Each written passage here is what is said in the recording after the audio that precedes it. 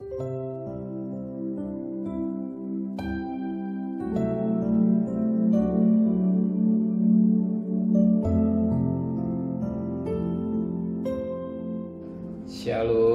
pagi bersama tinggikan kepala, pejamkan mata sejenak. Bapa, pagi yang cerah kami adakan mesbah keluarga, mesbah pribadi, kami boleh naikkan pujian kepada Bapa di surga. Dan kami rindu untuk mendengarkan renungan firman-Mu. Roh Kudus mengurapi hamba-Mu, menyucikan hati dan pikiran kami semua. Roh Kudus kuasai angan-angan kami, sehingga benih firman-Mu boleh tertanam dalam hati kami, dan kami juga boleh naikkan doa syafaat kepada Tuhan. Haleluya. Amin. Shalom, pagi. Mari sama-sama kita akan membaca firman Allah dari Matius pasal yang ke-12. Matius pasal 12 ayat 43 sampai ayat 45. Matius pasal 12 ayat 43 sampai ayat 25. Kembalinya roh jahat.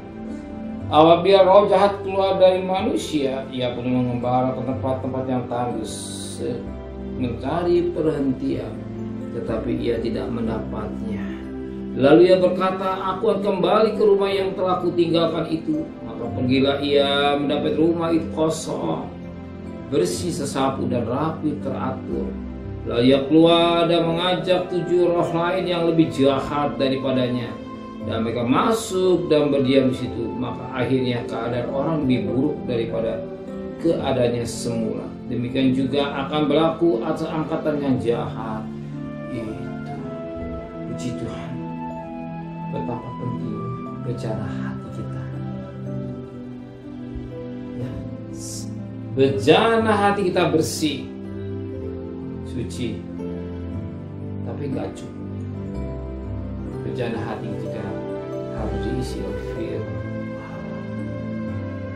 Bejana hati kita setelah dibersihkan perlu diisi oleh firman Allah, sehingga bejana hati kita penuh dengan perkara-perkara rohani, perkara-perkara yang kekal, perkara-perkara yang suci.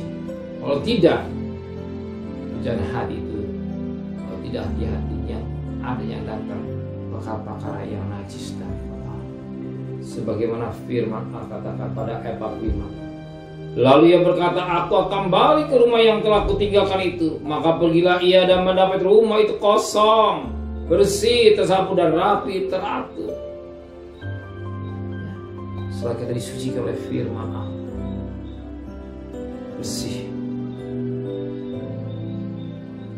bersih, tidak cukup bersih, tapi perlu diisi oleh firman Allah. Kenapa habis firman Allah? Sebab rumah itu kosong.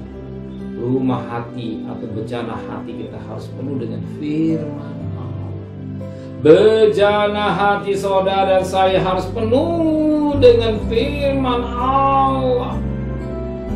Meja roti itu harus penuh dengan meja hati kita harus penuh dengan firman, sehingga kita melalui firman Allah memberi kekuatan.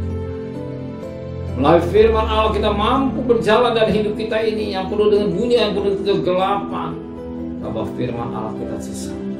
Firman Allah yang membimbing hidup kita.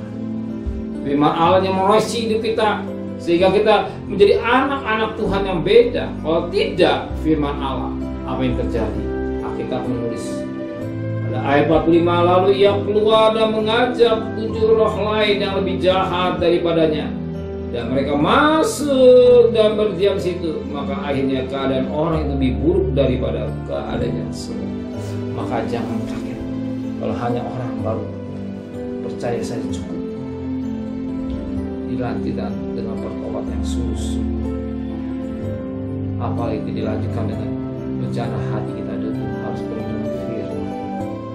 Kita perlu firman Allah yang membimbing kita. Sebab firman pelita bagi kakiku dan suluh bagi jalan hidup kita. Firman Allah juga memberi pengertian atau mendewasakan hidup saudara saya. Kita perlu firman sehingga kita tidak salah. Setelah disucikan, kita juga firman Allah yang mendidik, yang menegur meresi hidup kita, sehingga hari hari yang akhir ini kita banyak mendekatkan diri kepada Tuhan. Di firman Allah kita juga hidup dalam pimpinan Tuhan Yesus. Amin. Terima kasih Bapa di surga. Teraikan firman dalam hati kami, dan sebentar pagi ini kami akan bekerja, berdagang, sekolah, kuliah. Pergi dengan selamat, pulang dengan selamat, dan kembalikan besok pagi yang sehat dengan tidak kurang satu apapun. Berkat juga Presiden, Wakil Presiden, para Menteri, para Gubernur, para Bupati, para Wali Kota, para Camat, para Lurah, para RW, para RT, para medis, para Polri. Berikan nikmatnya dari surga, beserta saudara kekasih, terimalah berkat nikmat dari Allah Bapa, cinta kasih sayang dari Tuhan Yesus Kristus, dan berkat Roh Kudus menyertai saudara dari hari ini sampai malam-malam. Yang cinta Dia katakan amin. Tuhan memberkati.